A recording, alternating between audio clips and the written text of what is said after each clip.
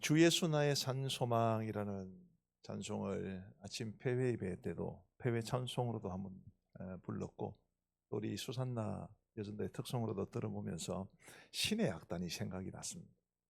많이 보셨죠, 그죠? 저도 그 영화 보면서 많이 울었습니다. 굉장히 복잡한 생각이 들더라고요. 내가 가지고 있는 신앙의 자유가 얼마나 감사한지에 대해서도 깊이 생각하게 되었고, 한편으로는 참 이렇게 서방 세계의 원조를 받기 위해서 가짜로 세워진 교회, 그런 교회에 비견될 수 있는 교회는 별로 없겠지만 참 이 세상의 교회라고 다 교회는 아닌 것 같다. 우리는 어떤 교회가 되어야 하는가, 이런 고민도 참 많이 했었습니다. 오늘 이제 직분자 세미나를 이제 하게 되는데, 사실 여러분, 직분은 교회의 직분이죠, 그죠? 우리 방일진 목사님 용산중앙교회의 목사님이시고, 장로님들, 집사님들, 권사님들도 교회의 장로, 집사, 권사지 교회 없이는 직분은 아무런 의미가 없습니다. 제가 생각할 때 경험적으로 직분에 대해서는 한국 교회에 오해가 좀 많은 것 같습니다. 가장 큰 오해는 직분을 계급으로 생각을 하는 거죠. 저는 창원 가음정교회에서 부목사로 7년 반 사역을 했고, 부목사였다가 담임 목사가 되었습니다. 담임 목사로 15년 8개월 사역을 하고 이제 사임을 했는데, 제가 부목사였다가 담임 목사가 될 때 많은 분들로부터 이런 인사를 들었습니다. 승진을 축하합니다. 한 번도 생각해 보지 않았는데, 부목사로 있다가 담임 목사 되는 것이 승진인가? 그런 인사를 전해주시는 분들에게 고마운 마음 많지만, 그러나 이 직분을 계급으로 이해하고 있지 않나, 그런 생각이 들었습니다. 제 제자 중에 한 교회 서리집사로 섬기고 있는 제자가 있는데, 이 제자가 자기 교회에 대한 불만이 많은가 봐요. 가끔 전화 와가지고 뭐 우리 교회는 어떻고 멋이 어떻고 뭐 그런 이야기를 해요. 제가 그런 이야기를 하면 일단 다 들어줘야 됩니다. 들어주고 난 다음에 결론은 어떻게 내려줘야 되겠습니까? 그래도 네가 잘해야지. 그렇게 이제 결론을 내려주면, 그 친구 그렇게 이야기해요. 목사님, 우리 같은 서리집사들은 계약직이고 임시직이에요. 장로님, 장립사님들, 권사님들이 정규직인데 정규직이 잘해야죠. 그렇게도 볼 수 있겠구나. 제가 좀 뭐라 했습니다. 하나님께서 맡기신 서리집사도 귀한 직분이지 그거를 계약직 임시직으로 보면 곤란하지, 뭐 그렇게 말을 했습니다만은, 어쨌든 계급을, 직분을 계급으로 보는 시선이 우리 한국 교회는 굉장히 많지 않나.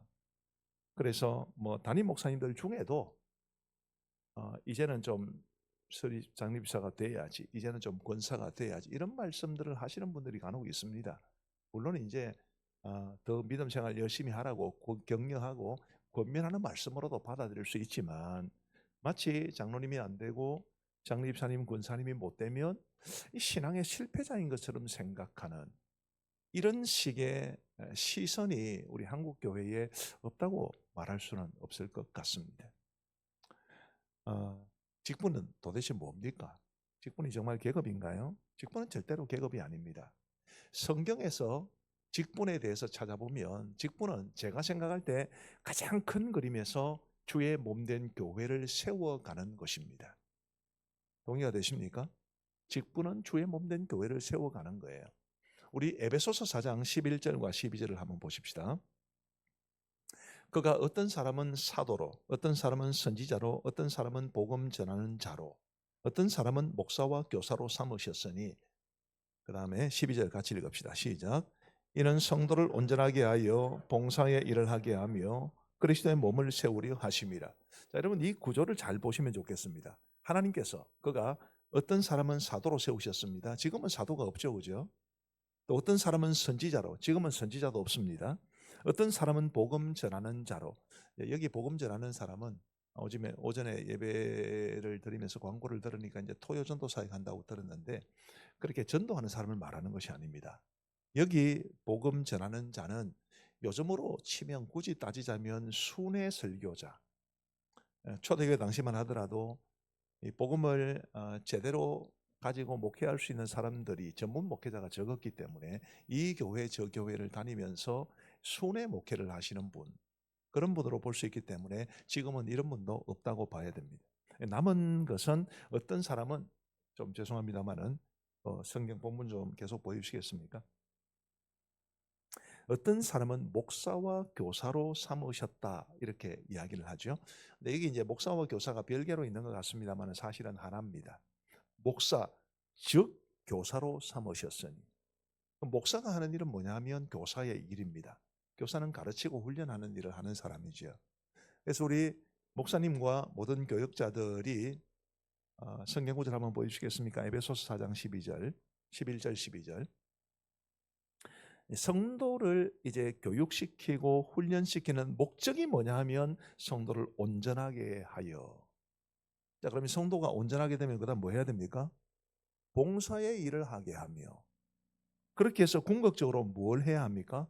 그리스도의 몸을 세우려 하심이라. 목사님은 성도들을 온전하게 해서 봉사의 일을 하게 하고, 그렇게 우리 성도님들이 직분을 맡아서든지 아니면 자원에 서든지 봉사의 일을 함으로써 결국에는 그리스도의 몸을 세우는 것이 곧 교회에 대해서 하나님이 가지신 뜻이고, 그렇기 때문에 교회의 모든 직분은 자랑거리도 아니요, 계급도 아니요, 그리스도의 몸을 세우는 일에 헌신하는 우리에게는 일종의 멍에와 같은 것입니다. 명예가 아니고 멍에입니다. 자, 그렇기 때문에 우리가 이 직분을 이해하기 위해서는 교회가 뭔가 이거를 이해해야 하죠. 교회가 뭔가. 여러분 교회가 뭡니까? 교회에 대해서 굉장히 많은 이야기들을 할 수 있을 것 같은데 오늘 좀 교회에 집중하고 교회가 이러이러하기 때문에 그 교회를 건강하게 세우는 것이 직분자의 책임이기 때문에 직분자는 어떻게 해야 되며 우리 성도들은 어떻게 해야 되는가 이런 구조로 말씀을 전하고자 합니다. 필립 얀시라는 분이 아주 재미있는 제목의 책을 지으셨는데 책 제목이 교회 나의 고민 나의 사랑입니다. 교회는 늘 고민거리. 그런데 고민거리라고 해서 딱 끊을 수 없는 것이 교회는 나의 사랑이기도 하기 때문입니다.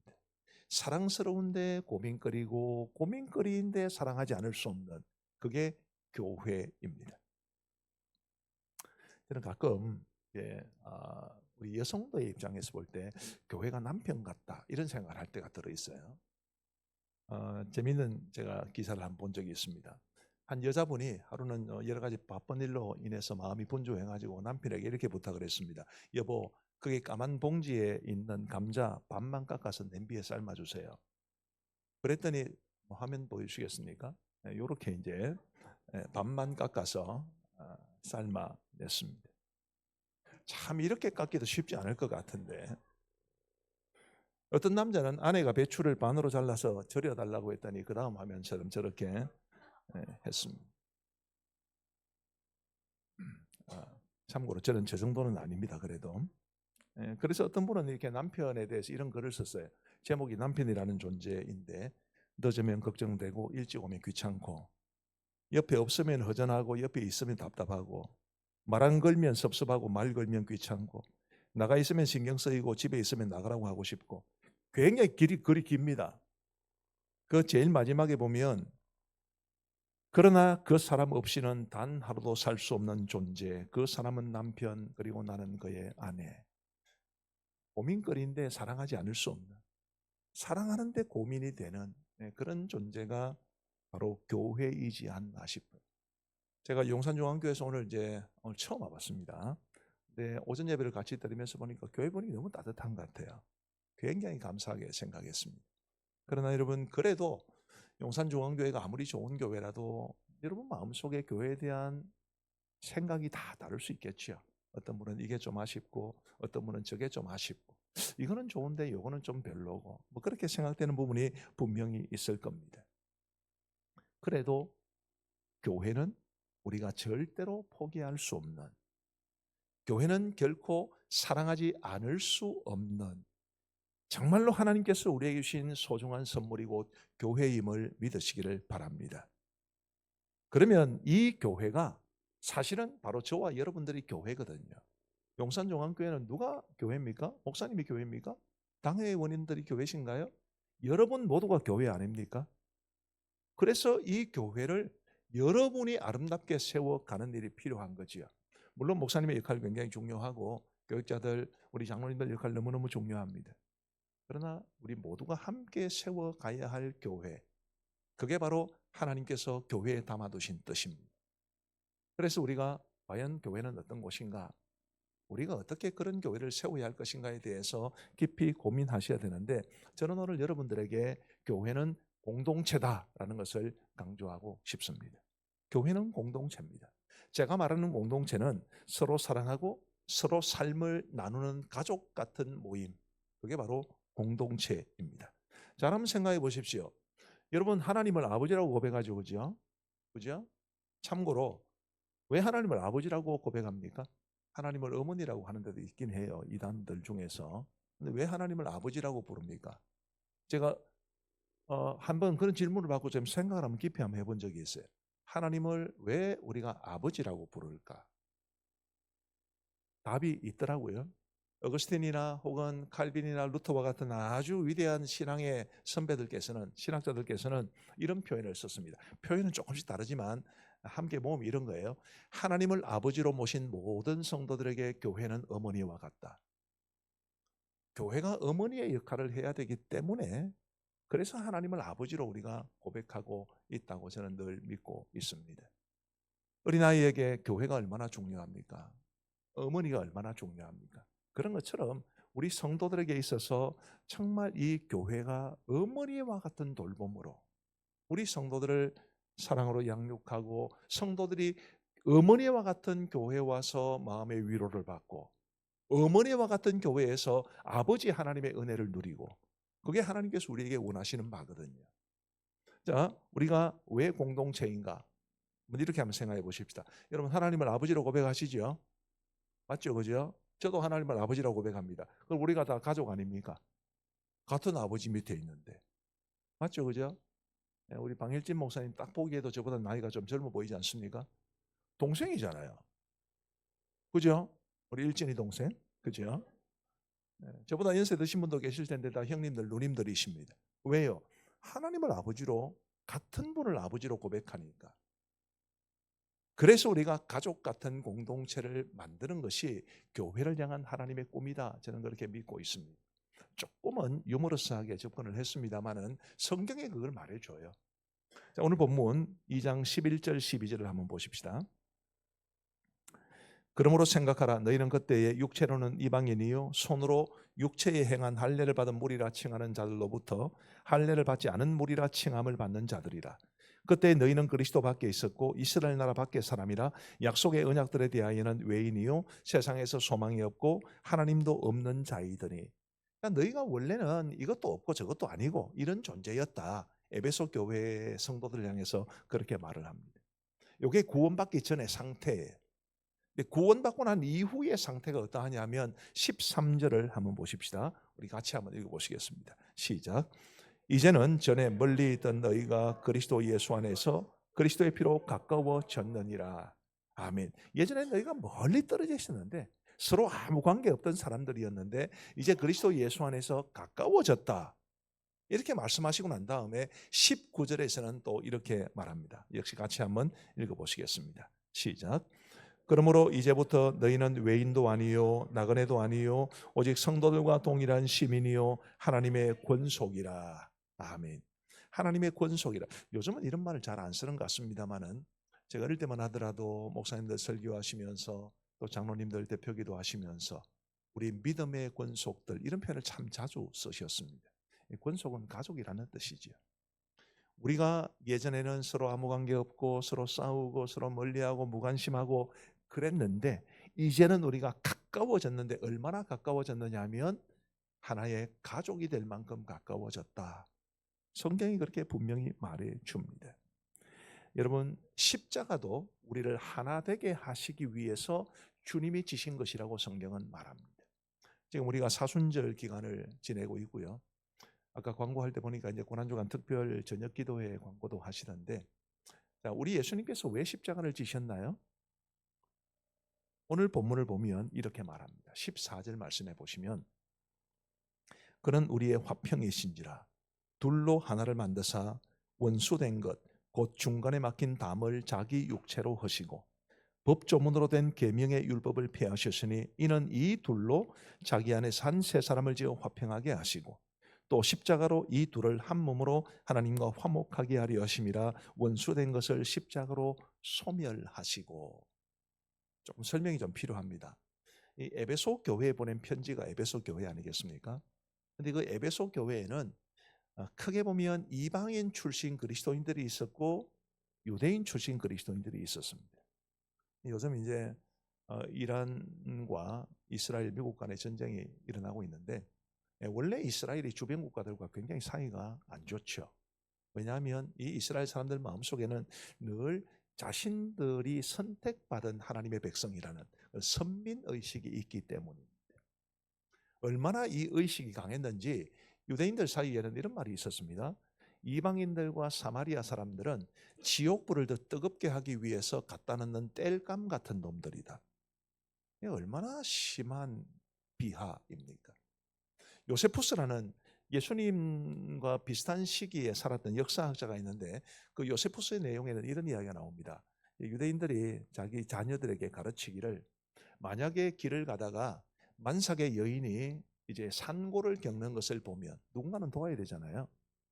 만약에 이스라엘 여인이거든 돕지만 이방인 여인이거든 돕지 말아라.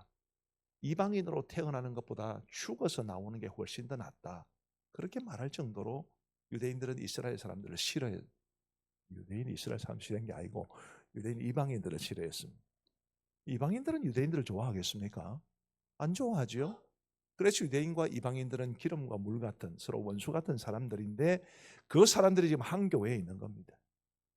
우리 한국 교회에 특별히 서울에서는 이제 다양한 지방 출신들이 계시니까 어떤 교회에 경상도 출신이 있고 전라도 출신 이거하고는 비교도 안 될 만큼 그렇게 강한 반감을 가진 두 그룹이 있었는데 사도 바울이 설명을 하시기를 예수님이 왜 십자가를 지셨는가?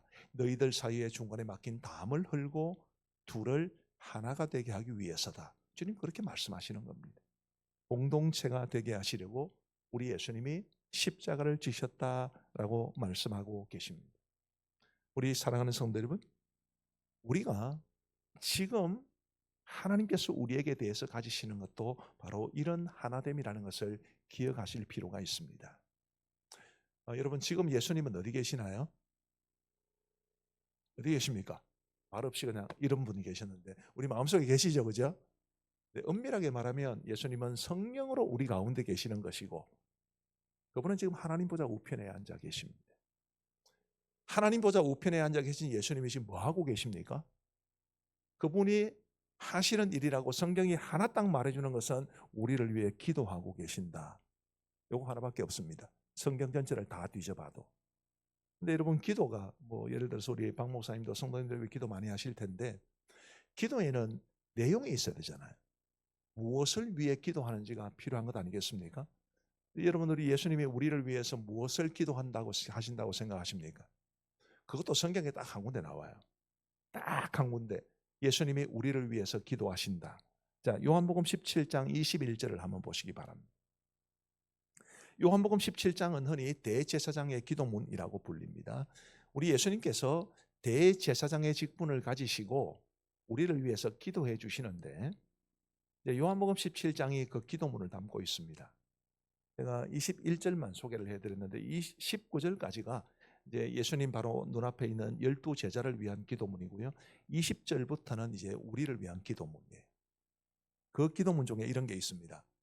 같이 한번 읽어보시겠습니다. 읽어보시는데 지금 이게 우리를 위해서 예수님이 기도하시는 내용이라 확신하시고 한번 같이 한번 읽어보시면 좋겠습니다. 시작. 아버지여, 아버지께서 내 안에 내가 아버지 안에 있는 것 같이 그들도 다 하나가 되어 우리 안에 있게 하사 세상으로 아버지께서 나를 보내신 것을 믿게 하옵소서. 아멘. 우리 예수님이 우리를 위해서 뭘 기도하십니까? 하나 되게 하시는 것. 우리가 정말 하나가 되는 것. 어느 정도 수준까지 하나가 되어야 되느냐 하면 성부 하나님께서 성자 예수님 안에 계시고 성자 예수님께서 성부 하나님 안에 계신 것처럼 그런 정도로 우리가 하나 되기를 원하고 계시고 그것으로 기도하고 계십니다. 우리가 얼마나 공동체로 견고하게 하나가 되어야 하겠습니까? 그래서 교회는 공동체여야 한다. 제가 그렇게 말씀드리고 있는 겁니다. 그러면 어떤 공동체일까요? 여러분, 세상에도 공동체 얘기 많이 하거든요. 우리는 과연 어떤 공동체가 되어야 하는가? 자, 세 가지를 말씀드리고자 합니다. 첫 번째는 따뜻한 공동체가 되어야 합니다. 여러분, 공동체는 좀 따뜻해야 되지 않나요? 너무 차면 하나님께서 기뻐하시는 모습에 이를 수 없습니다. 우리가 서로 정말 사랑하면서 이 따뜻함이 좀 묻어나야 되죠. 이제 겨울이 지나고 봄 기운이 물씬 풍기고 있습니다만은, 겨울에는 사람들이 어디 주위로 모입니까? 따뜻한 곳으로 모이죠. 제 고향은 경남 거창이라는 곳입니다. 경남에 있지만 굉장히 좀 산골짜기에 있고 해발 고도도 높기 때문에 굉장히 추운 곳이에요. 일기예보를 보면 늘 서울 온도하고 비슷합니다. 제 어릴 때 제 고향 교회에는 톱밥 난로가 있어가지고 톱밥 난로에 주위에 앉아서 이야기도 나누고 복음성가도 부르고 가래떡도 구워 먹고 뭐 그랬던 기억이 납니다. 마찬가지로 우리가 이 땅을 살다 보면 정말 세상이 너무 각박하고 차가워졌는데, 그런 차가운 곳에 살던 우리의 마음을 녹일 수 있는 따뜻한 곳이 필요하거든요. 그게 바로 교회여야 되지 않겠습니까? 미국 캘리포니아 주라는 곳에 가면 레드우드 국립공원이라는 곳이 캘리포니아 주 저 북쪽에 있습니다. 거대한 나무들이 자라는 곳입니다. 화면을 한번 보여주시겠습니까? 저 밑에 있는 사람 크기를 비교해 보시면 저 나무가 얼마나 큰지 짐작이 되시죠? 그 다음 화면을 보여주시면 저런 데도 있습니다. 나무 밑을 파가지고 승용차가 지나가도록 만든 저런 엄청난 크기의 나무들이 있는 곳입니다. 큰 것은 직경이 한 7, 8m 정도 됩니다. 근데 여러분, 저기가 이제 태평양 바로 연안에 있기 때문에 태평양으로부터 거센 바람이 불어오고 저렇게 큰 나무, 높이도 한 100m까지 가는 나무도 있습니다. 수령이 한 2, 3천 년 정도 됩니다. 그 기나긴 세월을 저 큰 몸으로 그 거센 바람을 맞으면서도 이겨내려면 뿌리가 깊어야 되지 않습니까? 근데 저 레드우드 국립공원의 레드우드들, 삼나무 종류인데요. 저 레드우드들은 그 뿌리가 한 3, 4m 정도밖에 내려가지 않습니다. 더 이상 내려가는 것이 불가능해요. 왜냐하면 저 레드우드 국립공원의 지표면이 굉장히 거대한 안반으로 되어 있기 때문에 이 뿌리들이 쭉 내려가다가 안반에 부딪힙니다. 그럼 더 이상 못 내려가죠. 어떻게 되겠습니까? 옆으로 번지겠죠, 그죠? 그러면 이 레드우드에서 나온 뿌리와 이 레드우드에서 나온 뿌리가 중간에 얽힙니다. 또 다른 나무에서 나온 뿌리도 얽히지요. 그래서 지표면에서 바라보면 저마다 다 제각각인 것 같은데, 이 나무 다르고 저 나무 다르고 다 다른 것 같은데, 보이지 않는 그 지표면에서는 뿌리들이 서로 얽히면서 마치 거대한 하나의 나무처럼 되어 있기 때문에 아무리 거센 바람이 불어와도 흔들리지 않고 그 오랜 세월을 지금도 지탱하고 있습니다. 저는 저런 그림이 하나님께서 우리의 영적 공동체에 주신 비유가 아닌가 싶습니다. 여러분 다 따로따로시죠. 목사님의 삶이 따르고 성도님들의 삶이 따르고 다 따로따로인 것 보입니다. 유행가 이야기를 해서 죄송한데 제목은 잘 모르는데요. 그런 제목, 그런 가사가 있는 유행가가 있었습니다. 내가 아플 때보다 네가 아파할 때가 내 가슴을 더 멍들게 했고. 모르시죠? 너무 경건해서. 그런 게 있어요. 제가 뭐 집사람한테 물어봤습니다. 여보, 진짜 당신 아플 때보다 내 아플 때가 당신 더 힘드나? 그래도 집사람 하는 말이 웃기고 있네. 내 아플 때가 더 힘들지 당신 아플 때 뭔 상관이냐고. 우리 집사람만 패역한 사람이라서 그런 말을 하는 것은 아니라고 봅니다. 우리가 다 따로예요. 심지어 부부도 따로인 것 같습니다. 그러나 보이지 않는 세계 속에서 우리가 서로를 지탱해주고 서로 깊은 연관을 맺고, 그러면서 이 힘들고 어려운 세상, 거센 태평양에서 불어오는 그 폭풍처럼 우리의 삶을 향해 다가오는 세상의 거친 세파를 견디고 이겨낼 수 있는 것이 하나님께서 우리에게 가지신 기대요 뜻이라고 봅니다. 서로 따뜻하게 서로를 감싸주고 서로 관심을 기울여 주는 것, 그게 필요합니다. 울산 어느 교회에서 있었던 일인데 그 교회 한 젊은 부부가 등록을 했습니다. 근데 그 남편 되시는 분은 예수님을 안 믿을 뿐만 아니라 교회를 굉장히 싫어하는 사람이었어요. 부인은 고등학교 다닐 때까지 교회를 뭐 이렇게 다니기는 해도 열심히 다니지는 않았고 대충 다니던 사람이었습니다. 고등학교를 졸업한 이후에는 전혀 교회를 가지 않았습니다. 근데 이 두 부부가 왜 교회를 등록을 했느냐 하면 그 집에 아들이 하나 있었는데 이름이 환희라고 했어요. 이 환희라는 이름을 가진 이 아이가 돌체되기 전에 요로감염이라는 아주 위험한 질병에 감염이 되었습니다. 이 요로감염이 피가 소변이 역류하기 때문에 신장을 이제 파괴하는 아주 무서운 질병이고 제대로 치료가 이루어지지 않으면 죽을 수도 있는 아주 무서운 질병입니다. 근데 이 아이가 이제 요로감염에 걸렸는데 울산 큰 병원을 다녀봐도 소용이 없고 원래 이 두 사람이 경기도 여중가 이천인가 그점이 이제 고향입니다. 서울에 와서 큰 병원을 다녀봐도 차도가 없고 아이는 점점 약해져 가고 그런 절망적인 상황 속에서 이 엄마가 남편에게 한 번은 이렇게 이야기를 했습니다. 여보, 우리 애를 살려야 되지 않겠냐고. 지금 병원을 가봐도 답이 안 나오니까 교회라도 한번 가보자고. 그렇게 설득해서 이제 교회를 온 거예요. 남편은 정말 오기 싫었습니다만 온 겁니다. 근데 그 교회는 이제 등록을 하면 장립집사님과 권사님들이 바나바가 되어서 정착을 도와주는 그런 교회였는데 장립집사님 50대 중반 정도 되시는 장립집사님께서 바나바가 되셨어요.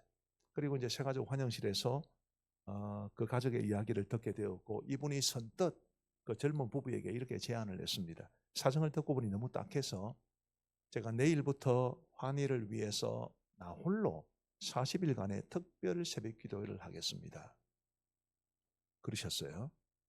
그래서 이 젊은 부부가 고맙다고 인사를 하고 집에 왔는데 이 엄마가 가만히 생각을 해보니 생전 처음 만난 사람 아닙니까? 생전 처음 만난 사람도 우리 아이를 위해서 40일 동안이나 특별 새벽 기도회를 혼자 한다는데 부모인 우리도 해야 안 되겠나 싶어서 남편을 이제 졸라가지고 월요일 새벽 기도를 간 겁니다. 그리고 이 부부가 깨닫게 돼요. 아, 새벽 기도는 사람이 하는 게 아니로구나. 억지로 새벽 기도는 갔는데 얼마나 힘들겠어요. 새벽 기도 안 하던 사람이 하니. 하루 종일 약 먹은 병아리처럼 꼬박꼬박 졸고 그러면서 이 남편의 마음속에 큰 충격으로 다가왔습니다. 이렇게 힘든 일을 50대 중반의 직장 생활을 하는 남자분이 40일 동안이나 시키지도 않았는데 자기가 자원해서 한다고 이러면서 그분의 마음이 완전히 녹아내렸습니다. 감사하게도 그 이후에 환희는 회복이 되어서 건강한 아이로 자라고 있고요. 그리고 그 환희의 부모도 교회의 신실한 직분자로 지금 세워져 있습니다. 우리 사랑하는 성도 여러분, 여러분들은 생전 처음 보도 못한 생전에 보지 못한 사람이 교회에 처음 왔을 때 그분을 섬기는 뭐 새가족 위원이나 혹은 바나바 제도가 있으면 바나바나 혹은 구역장이나 40일 동안 특별 새벽기도 홀로 하실 수 있겠습니까? 따뜻함이 필요한 거죠. 따뜻함이. 제가 가음정교에서 목회할 때 제가 그 교회를 가기 전에 가음정교에서 신앙생활 하다가 서울로 오셨던 분이 계십니다. 그리고 이제 다시 창원으로 내려오면서 가음정교를 오셨어요. 저는 그분이 옛날에 가음정교를 다녔는지도 몰랐습니다만은 새가족실로 가니까 이 새가족 부원들과 이미 안면이 있는 사람들이 있더라고요. 그럼 한참 이야기를 해서 옛날에 우리 교회를 다녔던 분이라는 걸 알게 됐습니다. 그럼 신방을 갔습니다. 이제 교회가 좀 규모가 좀 커서 바로는 신방을 못 가고 몇 달 있다가 신방을 갔는데 그분이 그런 이야기를 해요. 목사님, 나는 가음정교회가 옛날에 다니던 교회라서 왔는데 너무 적응이 안 됩니다. 이러는 거예요. 어떤 점에서 그렇습니까? 그리고 물어서 답을 쭉 얻은 게 그분이 서울에서 다니던 교회가 너무 좋았다 봅니다. 그분이 이런 말씀을 하세요. 목사님, 사실 제가 서울에서 다닐 때 목사님은 설교를 잘 못하는 분이고 설교에서는 이상한 말 자주 하는 분이셔서 설교를 통해서는 제가 은혜를 받은 적이 없습니다. 그런데 오늘 뭐 수산나 여전도에 우리 찬양을 하셨는데 전도회 모임이 그렇게 재밌었나 봐요. 전도회 모임을 통해서 너무 큰 유익을 얻고 그 전도회 회원들이 서로를 돌아보고 서로 사랑하고 서로 관심을 기울여주고 어려운 일이 있을 때마다 같이 기도하고 그게 너무 좋았는데 가음정교회를 오니까 교회가 너무 커서 그런지 도대체 그런 이 따뜻함이 느껴지지 않아서 제가 이 교회를 계속 다녀야 될지 참 고민이 됩니다. 그런 이야기를 하시더라고요. 여러분 어떻습니까? 이 용산중앙교회를 어떤 이유로 다니고 계신지는 제가 잘 모르겠습니다만은 사람들마다 다 다르겠지요. 여러분 용산중앙교회가 정말 따뜻한 공동체가 될 수 있기를 간절히 바랍니다. 누가 그런 공동체를 만들어야 됩니까? 여러분들이 만드셔야 되지 않나요? 우리가 교회니까 목사님에게만 맡겨두는 것이 아니라 당회원들에게만 맡겨두는 것이 아니라 우리가 곧 교회가 되어야 합니다. 코로나 시절이었어요. 수요 기도회를 마치고 이제 성도님들과 쭉 인사를 하는데 코로나가 지나고 난 모양입니다. 2022년 중반 정도 됐었던 것 같아요. 그때만 하더라도 굉장히 긴장감이 있어서 새로운 가족이 별로 반갑지가 않더라고요. 혹시 이 사람이 이단이 아닐까 뭐 그런 생각들 때문에. 수요기도회 때 어떤 낯선 남자분이 한 분 오시는데 키가 한 160한 7, 8 정도 되시고 몸이 굉장히 땅땅하시고 운동하신 분 같았어요. 머리도 스포츠 머리로 짧게 갖고 얼굴도 시까맣고 그래서 그분한테 이제 제가 선뜻 인사를 했습니다. 반갑습니다. 우리 교회 잘 못 보시던 분인데 어떻게 우리 교회 오셨냐고. 근데 그분이 저한테 깜짝 놀랄 만한 말을 해주세요.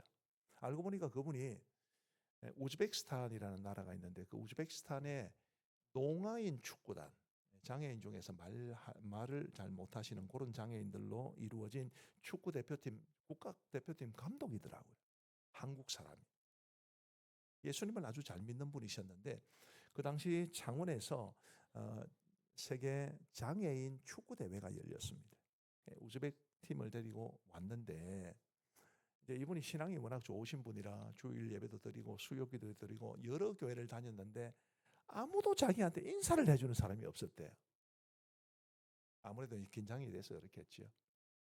근데 목사님께서 이렇게 인사를 해주니 너무 고맙습니다. 잠깐 기다리세요. 이래놓고 자기 차로 쫓아가가지고 국제공인 축구공을 새 거를 3개나 받았습니다. 너무 감사하다고. 제가 그때 큰 느낌을 받았습니다. 남 모르는 사람들에게는 인사만 잘해도 정말 이게 따뜻한 교회가 될 수 있는 길이구나. 여러분 안 그렇습니까? 혹시 여러분 다른 교회 가서 예배 드려 보신 적이 있습니까?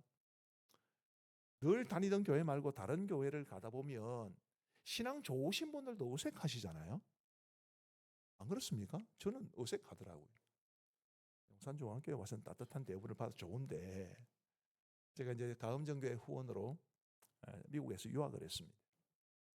미국에서 유학을 하면서 뭐 공부만 할 수는 없으니까 미국이 아주 크고 중요하고 또 성장하는 교회들을 방문을 한 적이 있었어요. 그 교회들을 방문하는데 저는 목사고 그리고 목적을 가지고 온 사람이었는데도 다른 교회 가서 예배 드리는 게 쉽지가 않더라고요. 여러분 오늘도 새 가족이 한번 오셨다는 이야기를 들었습니다마는 참 교회 새로 오면 어색할 겁니다. 그런 분들을 위해서 여러분 인사라도 따뜻하게 주는 게 그게 따뜻한 공동체를 만드는 길입니다. 오늘 주방봉사 누가 하셨는지 모르겠는데 비빔밥 억수로 맛있게 먹었습니다. 제가 비빔밥 너무 좋아하거든요. 근데 저는 이제 우리 전도사님께서 제가 먹었던 식기를 이제 채워주셔서 아주 고마운데 제가 갖다 넣었으면 그 주방에서 일하시는 분들에게 꼭 이렇게 인사했을 겁니다. 제가 오늘 먹은 비빔밥 중에 최고였습니다. 평생 먹어본 이런 거는 거짓말이니까 못하고 오늘 먹어본 비빔밥 중에 최고였습니다. 여러분 따뜻한 말로 서로 인사를 주고받는 것만 하더라도 교회를 정말 따뜻하게 할 수 있습니다. 제가 가음정교회에서 목회할 때 청년이 한번 그런 이야기를 했어요. 목사님, 저는 우리 교회 장로님들이나 어른들이 가다가도 우리 어깨 툭 치면서 야 힘들지? 네, 기도하고 있다 힘내라. 그렇게 말이라도 한번 해주면 좋겠다고. 누가 이렇게 크게 웃으셨는지 모르겠습니다만 여러분 그런 게 정말로 필요합니다. 먼 데 있는 게 아니에요. 가까이에서 내가 할 수 있는 일을 찾아서 정말 따뜻하게 사랑의 말 한마디라도 권해주시는 것, 그게 따뜻한 교회로 따뜻한 공동체로 만들어가는 길인데 부디 여러분 모두가 그런 공동체를 만드시기를 간절히 바랍니다.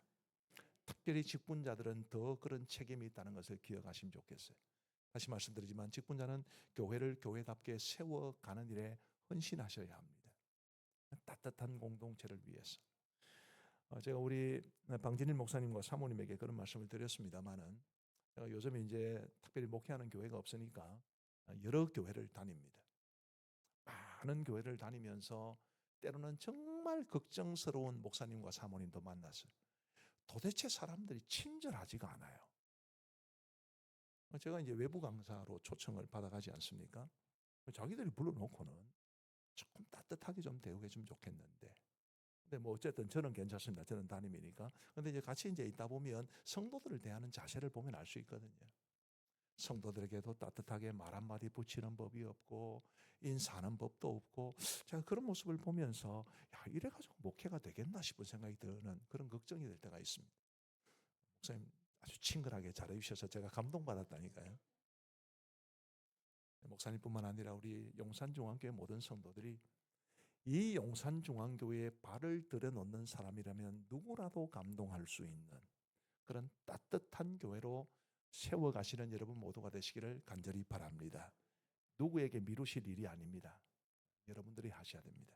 두 번째로 우리는 어떤 공동체가 되어야 하는가? 성장하는 공동체가 되어야 합니다. 우리끼리만 재미있는 공동체가 되어서는 곤란하지요. 여러분 깡패들도 자기들끼리 재미있는 경우가 많습니다. 가음정교회 원로 목사님은 박 목사님도 아시던데, 근데 그분이 42년생이라서 이제 85세신데요. 굉장히 재미있는 분이세요. 원래 깡패였어요. 여러분 친구라는 영화 보셨습니까? 그 친구라는 영화에 나오는 배우들의 실존 인물들하고 진짜 같이 깡패짓 하던 그런 분이십니다. 근데 이분이 이제 늘 나는 회개한 깡패, 그 인간들을 회개 안 한 깡패 그런 이야기를 종종 하셨는데 이분이 깡패 생활을 하다가 이제 안 되겠다 싶어서 나오려고 했습니다. 근데 깡패 집단에서 나오는 게 어려운가 봐요. 그래서 이제 이제 두목이 두목놈이 그래서 제안을 하기를 우리 들어오는 것도 마음대로 못 들어오지만 나가는 것도 마음대로 못 나간다.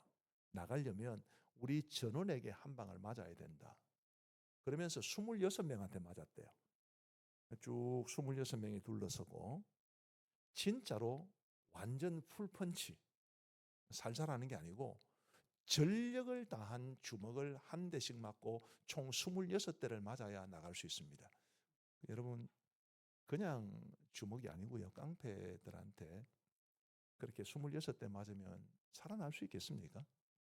그만큼 결속력이 강해요. 깡패들도 그렇게 결속력이 강하고 교회보다 더 끈끈하고 더 강한 멤버십을 요구하는 그런 동호회도 많습니다.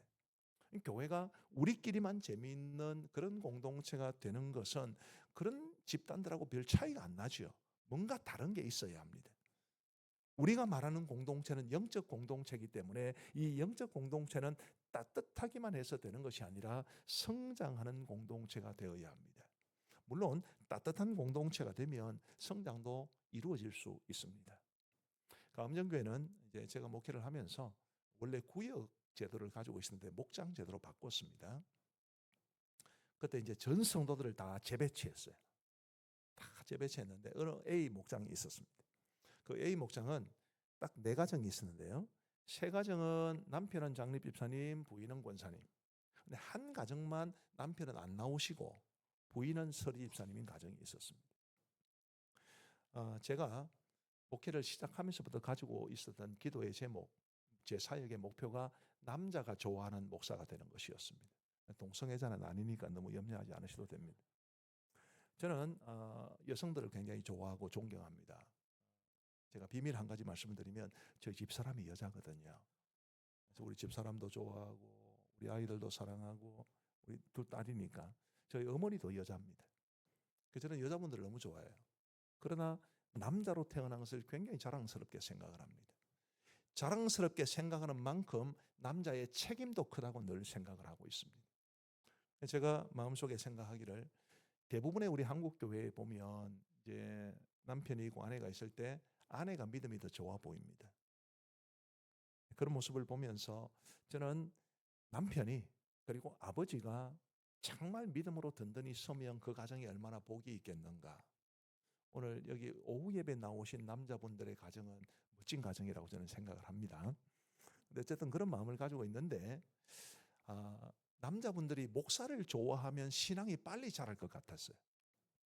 그래서 제가 가지고 있는 목표가 남자가 좋아하는 목사가 되는 것이었습니다. 감사하게도 가음정교회에서 담임 목사 15년 8개월 하는 동안 전혀 교회를 안 다니던 불신 남편이 한 30가정 정도 교회에 와서 어떤 분은 집사님이 되셨고 어떤 분은 목자로 섬기고 계시고 잘하고 계십니다. 근데 이제 이 원래 제가 소개했던 요 4가정으로 이루어진 목자, 원래 조은샘 목장인데 그 남편도 언젠가부터 교회를 나오기 시작하셨어요. 그 남편이 대단한 분입니다. 원래 공고를 나오시고요. 혹시 공장 경험이 있는 분들은 아실지 모르겠습니다만은 이 기술이 좋은 사람들을 대한민국 명장으로 임명하는 경우가 있습니다. 그분이 대한민국에서 2번째로 임명된 대한민국 명장이에요.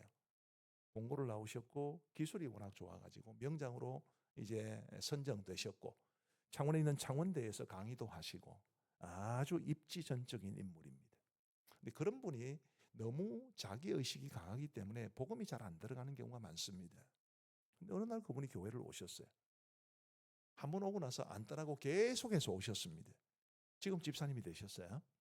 저는 그분을 보면서 하나님께서 내 기도에 응답해 주셨구나. 내가 꽤 설교를 잘하는가 보다. 이렇게 생각을 했는데 그게 아니더라고요. 이 4가정이 목장 모임을 모이는데 이 목장 모임을 모일 때는 이 불신 남편을 초청하지 않습니다. 예배도 드려야 되고 하니까 어색할 것 같아서. 근데 어디 뭐 야유회를 가거나 혹은 외식을 하거나 할 때는 반드시 이 남편을 초청했습니다. 그런 일들이 쌓이고 보니까 이 남편의 마음이 이미 많이 열려 있더라고요. 그리고 교회에 와서 말씀을 듣고 예배를 함께 드리면서 믿음이 자연스럽게 성장해 갔고 지금은 아주 신실한 믿음을 가진 사람으로 살아가고 계십니다. 공동체가 따뜻하면 성장할 수 있는 가능성이 높습니다. 그러나 그런 자연적인 성장 말고라도 우리에게는 의지적으로 영적으로 성장해야 한다는 그런 욕심이 좀 있어야죠. 에베소서 2장 21절과 22절을 같이 한번 읽어보시겠습니다. 에베소서 2장 21절부터 22절. 자, 같이 읽겠습니다. 시작. 그의 안에서 건물마다 서로 연결하여 주 안에서 성전이 되어가고 너희도 성령 안에서 하나님이 거하실 처소가 되기 위하여 그리스도 예수 안에서 함께 지어져 가느니라. 아멘. 21절 제일 마지막에 있는 성전이 되어가고 22절 제일 마지막에 있는 함께 지어져 가느니라. 성장을 뜻하는 말이죠. 우리는 이 교회라는 영적 공동체 안에서 성장해 가야 합니다. 개인적으로도 성장해 가야 하고 교회적으로도 성장해 가야 하지요. 개인적인 성장의 목표는 예수 그리스도를 닮아가는 것입니다. 뭐라고요? 예수님을 닮아가는 거지요. 우리 에베소서 4장 13절을 같이 한번 읽어보시겠습니다. 시작. 우리가 다 하나님의 아들을 믿는 것과 아는 일에 하나가 되어 온전한 사람을 이루어 그리스도의 장성한 분량이 충만한 데까지 이르리니 그리스도 예수의 장성한 분량이 충만한 데까지 이르는 이것이 우리의 목표여야 합니다. 에베소서 4장 15절도 같이 한번 읽어보시겠습니다. 시작. 오직 사랑 안에서 참된 것을 하여 범사에 그에게까지 자랄지라 그는 머리니 곧 그리스도라. 아멘. 범사에 머리 대신 그리스도에게까지 자라는 이런 목표가 저와 여러분들에게 있어야 합니다. 우리 사랑하는 성도 여러분 어떠신가요? 성장을 위한 목표가 있으십니까? 요즘 우리 사회는 초고령화 사회가 되어가고 있는데 나이가 들어간다. 이거는 누구도 피할 수 없습니다. 근데 여러분 노인은 몇 세부터 노인입니까? 혹시 아세요? 노인은 몇 세부터 노인입니까? 저는 이렇게 생각합니다. 배우고 성장하기를 포기한 때부터는 다 노인입니다. 10대라도 노인이 될 수 있고요. 90대라도 노인이 안 될 수도 있습니다. 배우고 성장하는 것을 포기하는 순간 사람은 노인이 됩니다. 우리 사랑하는 성도 여러분, 영적으로도 마찬가지였어요.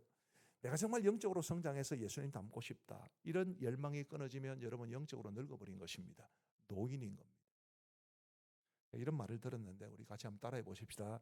늙어가지 말고 무르익어 가자. 정말 멋진 말 아닌가요? 늙어가지 말고 무르익어 가자. 제가 이렇게 보기에는 좀 이런데 제가 생각보다 나이가 어려요. 68년생입니다. 아무도 안 놀라시네요. 어떤 데 가면 우와 이러는데 제가 굉장히 젊은 사람입니다. 한 번은 관악산에 이제 우리 집 사람이 산을 너무 좋아해가지고 관악산을 한번 갔는데 저는 이제 이쪽에서 우리 부부는 이쪽에서 가고 이제 어떤 한 분이 이쪽에서 오세요. 나이가 저보다 한 5살 정도는 많아 보이는 분이셨습니다. 물론 뭐 그분은 제가 자기보다 5살 정도 더 많아 보였을 거라고 생각할 수는 있어요. 근데 어쨌든 이제 중간에서 만났는데 그분이 저한테 이렇게 물었습니다. 저기 어르신 어디로 내려가야 버스를 탈 수 있습니까? 어르신이라니. 나는 그런 나이 이 칭호를 받을 만한 나이가 아닙니다. 제가 한번 어느 교회 가가지고 이야기했더니만은 그때 교사 헌신 예배였는데 예배 인도를 교육위원장이신 장로님이 하시더라고요. 설교를 다 마치고 나오셔서 오늘 설교 너무 은혜가 많이 됐습니다. 그런 이야기를 하시면서 굉장히 기분이 좋았죠. 나중에 보니까 제가 설교를 잘했다는 뜻이 아니었습니다. 그 교회 목사님이 되게 젊어 보이는 분이셨어요. 저보다 10살 많으신 분이셨는데 실제로 보기는 저하고 비슷해 보이는 그런 젊어 보이는 목사님이셨는데 그분이 예배 때마다 그리스도인 젊어야 된다고, 젊어 보여야 된다고 이런데 그 장로님이 노안이세요. 얼마나 스트레스가 많았겠습니까? 제가 이제 나이 이야기를 하니까 자기가 너무 공감이 된다고, 늙어 젊어 보이는 것만이 다는 아니다라는 것을 목사님을 통해서 배우게 됐다고. 별 희한한 것 가지고도 은혜를 받더라고요. 여러분 우리가 나이가 들어가는 건 어쩔 수 없습니다. 한 해 지나가면 한 살 먹고 다 나이는 들어가요. 그러나 우리가 영적으로도 마찬가지고 정신적으로도 마찬가지고 변화되고 성장하려는 욕구, 열망, 그런 열망을 여러분 모두 품을 수 있게 되기를 간절히 바랍니다. 뭐 교회를 10년, 20년, 30년 뭐 몇 대째 다니고 좋습니다. 아주 소중한 전통이에요. 그러나 내 삶 가운데 정말 우리 주님을 닮아가려는 열정이 없다면 오래 교회 다닌들 무슨 의미가 있으며 수대째 신앙생활을 해온들 무슨 의미가 있겠습니까? 부디 우리 용산중앙교회는 예수님 닮은 성도님들이 많아져서 정말 흔히 하는 말로 작은 예수로 살아가시는 분들이 많아지기를 주의 이름으로 축복합니다. 우리 용산중앙교회 오시는 분들은 다 그런 영적으로 성장하는 모습이 있었으면 좋겠습니다. 또 교회도 성장을 해야 됩니다. 교회가 성장해야 된다는 것은 지금 뭐 몇백 명 모이던 교회가 몇천 명 모여야 되고 몇만 명 모여야 되고 그걸 말하는 것이 아닙니다. 후안 카를로스 오르티즈 목사님이 쓰신 제자입니까? 라는 유명한 책이 있습니다. 그 책에 이런 내용이 나와요. 여러분들이 교회가 성장한다고 했을 때 그 성장은 진짜 성장입니까? 아니면 그냥 살이 찌는 겁니까? 굉장히 충격을 많이 받은 표현입니다. 성장해 간다는 것이 진짜 성장인가? 그냥 살이 찌고 비만으로 되는 것인가? 우리 용산중앙교회가 서울에서 제일 큰 교회는 아니라고 생각을 합니다. 맞죠? 그죠? 서울에서 제일 시설이 좋은 교회도 아니고 서울에서 제일 재정이 많은 교회도 아닐 겁니다.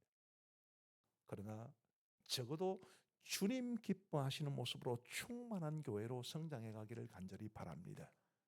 주님이 원하시는 일이라면 그것을 최고의 목적으로 삼아야 되고,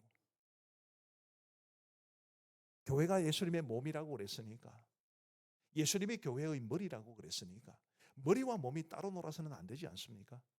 머리 대신 예수님의 뜻을 신실하게 받드는 그런 아름다운 모습으로 충만한, 그래서 비록 규모가 크지는 않지만 정말 예수님의 몸다운 교회로 든든히 세워져가는 용산중앙교회가 되기를 우리 주님의 이름으로 축복합니다. 직분자는 뭐 해야 됩니까? 이런 일을 위해 헌신을 해야 되는 거지.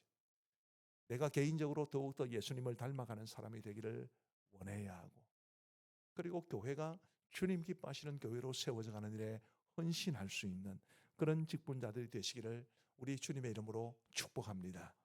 마지막 세 번째로, 우리 교회 공동체는 어떤 공동체가 되어야 합니까? 성삼위 하나님이 주인 되시는 공동체가 되어야 합니다. 성삼위 하나님이 주인 되시는 공동체. 사람이 주인 노릇하는 게 아니라 주님이 주인 되시는 교회. 안타깝게도 참 이 부정적인 모습의 교회가 세상에는 참 많은 것 같습니다. 제가 아는 목사님 한 분이 이제 우리 교단은 아니고요, 독립교단에 속해 있는 교회의 담임 목사로 청빙이 되어 갔습니다. 근데 그 교회는 한 장로님의 자기 교회예요. 교회가 건축을 한 지 얼마 안 됐는데 건축비가 40억 들었는데 그 건축비 전부 자기가 냈습니다. 대단한 분이시죠. 그리고 교회를 법인으로 등록을 했어요.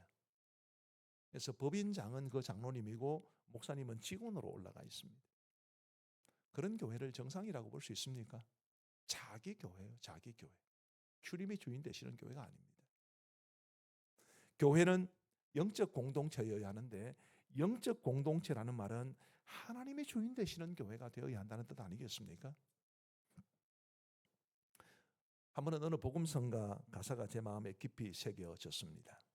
원하고 바라고 기도합니다 라는 찬송인데, 그 찬송의 이제 마지막 부분에 이런 곡이 나오지 않습니까?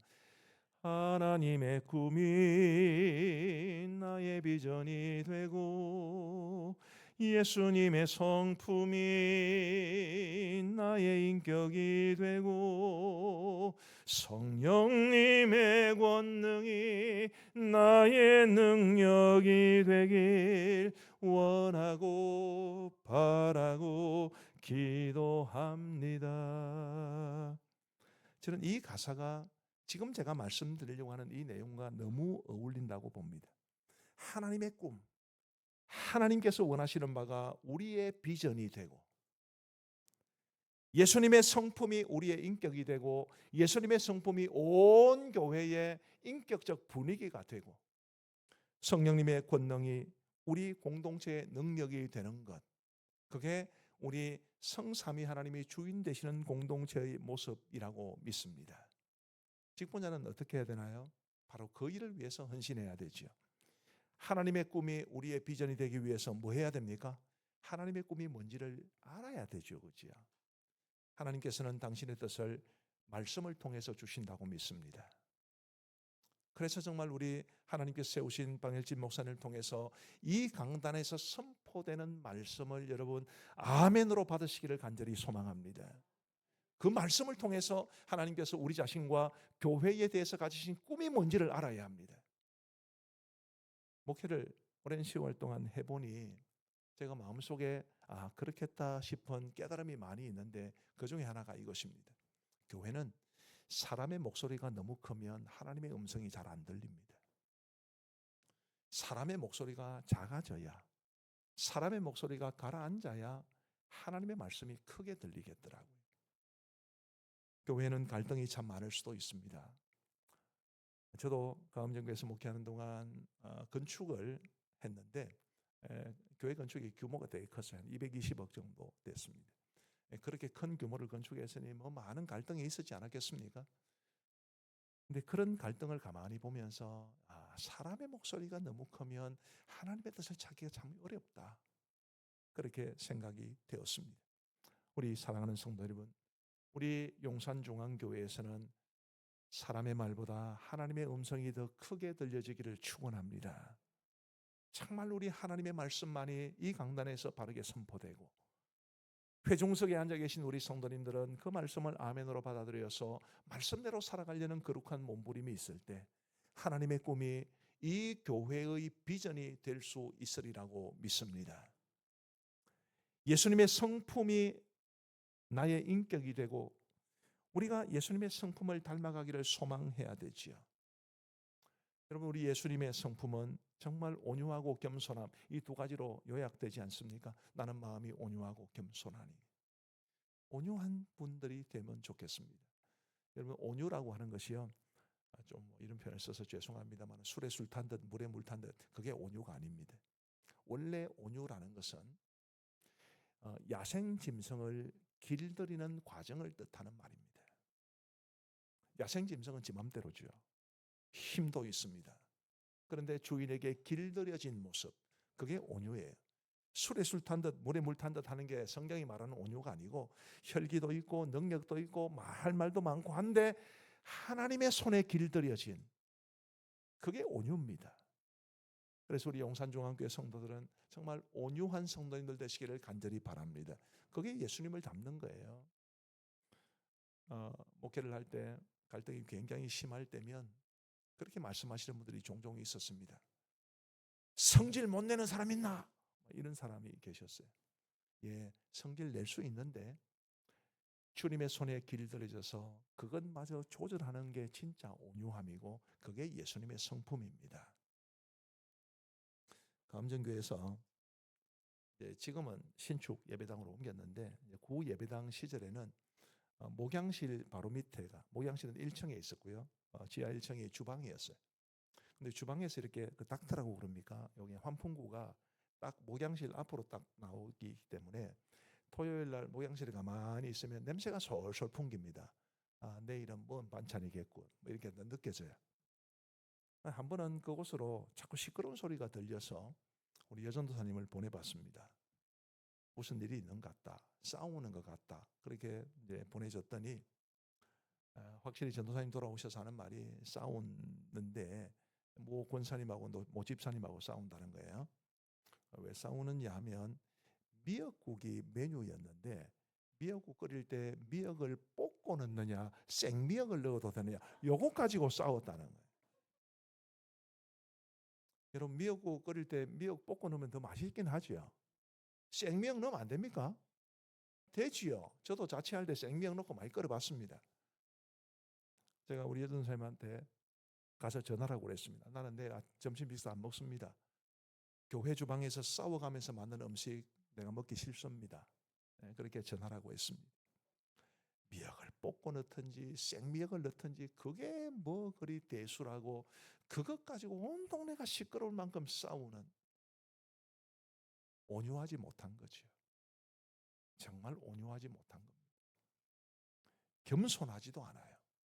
원래 겸손이란 다른 사람을 더 크게 보는 게 겸손입니다. 내가 나를 마냥 낮추는 게 겸손이 아니에요. 어느 집사님 한 분이 이사를 했다고 해서 이사 신방을 갔는데 집이 48평, 새로운 아파트였습니다. 좋아 보이더라고요. 집사님, 아이고 집이 참 좋네요. 그랬더니 하시는 말씀이, 아이고 멀죠, 뭐 코딱지만한 집인데.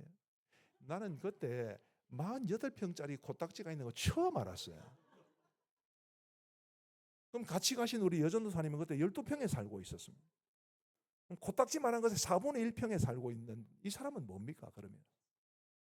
죄송합니다만은 서울대 나왔습니다. 제가 서울대 나왔다고 해서 이거 서울대 그러면 아무것도 아닌데 뭐 줄 서면 아무나 들어갑니다, 그게 겸손입니까? 그런 게 겸손이 아니에요. 48평에 살아도 10몇 평짜리 사는 분을 존중해주고, 서울대 아니라 우서울대를 나와도 대학조차 안 나온 분도 존중해주고, 이게 진짜 겸손이지. 우리 용산중앙교회는 그런 겸손함이, 그게 예수님의 성품이니까 그런 겸손함이 가득하기를 간절히 바랍니다.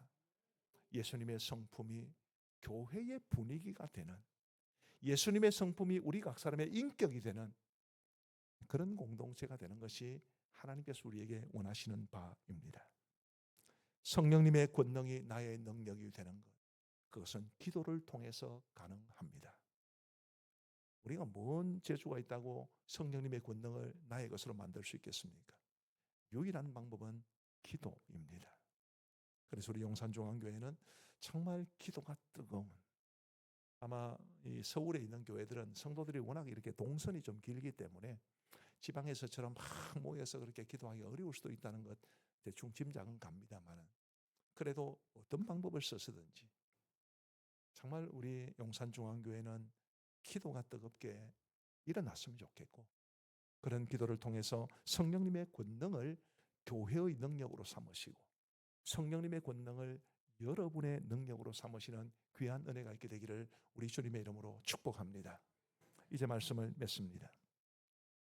교회는 공동체여야 합니다. 그 공동체가 어떤 공동체여야 하느냐 하면 따뜻한 공동체여야 하고, 성장하는 공동체여야 하고, 성삼위 하나님의 주인 되시는 공동체여야 합니다. 이런 공동체를 만들기 위해서 하나님께서 교회에 직분을 세우셨고 여러분들을 교회로 불러주신 줄 믿습니다. 제가 사무총장으로 살아가면서 우리 교단 안에 여러 많은 교회들에 대한 이야기를 듣는데, 앞으로 서울시 용산구에 있는 용산중앙교회가 정말 하나님 기뻐하시는 교회라 할 만큼 아름답고 건강한 교회더라, 이 소문 들을 수 있게 되기를 간절히 부탁을 드립니다. 저도 그렇게 기도하겠습니다. 한번 와서 설교하고 끝나는 것이 아니라 교회를 위해서 계속 기도하는 사람이 되겠습니다. 우리 여러분들 정말 좋은 교회, 정말 따뜻하고 주님 기뻐하시는 아름다운 공동체로서의 교회를 반드시 세워가시기를 우리 주님의 이름으로 축복합니다. 기도하시겠습니다.